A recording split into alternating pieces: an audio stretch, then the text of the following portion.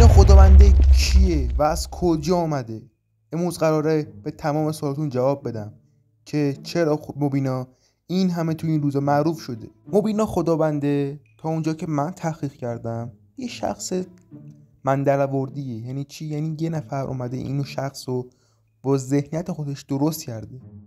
و چرا مبینا تو این چند روز این همه معروف شد؟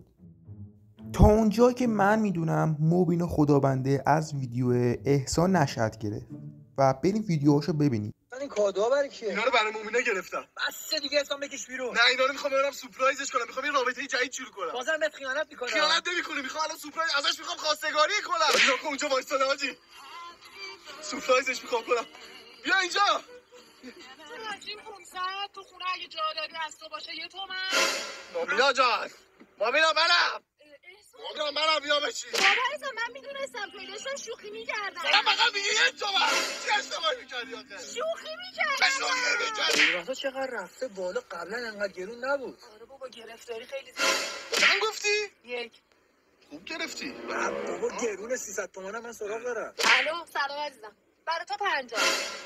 به من گفتی 1 میلیون. شما تو قیافت تخمیه. برشون بریم یه شام بخور. نه مشتری دارم. مشتری کیه؟ اصلا 55 سال. 55.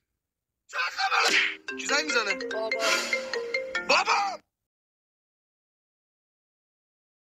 مبینا دیگه بین ما همه چیز تموم شده. عشقم این حرفو نزن، همه چیز به تفاهم بود تو ویلا. من هنوز دوستت دارم. دوستم داری بوق نزد، ولی تو با همه این شهر خاطره داری.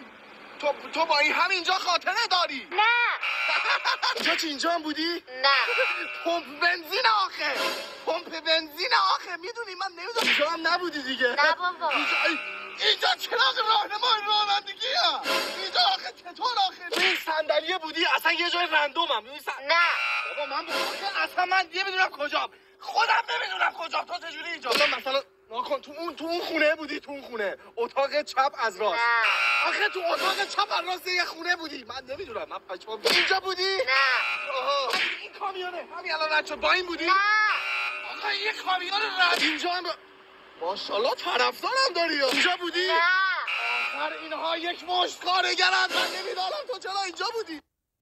خب حالا که ویدیوهای احسان رو دیدیم نتیجه میگیریم که مبینای خداونده یه فرد مجازی و واقعی نیست و با فکر و ذهن ساخته شده.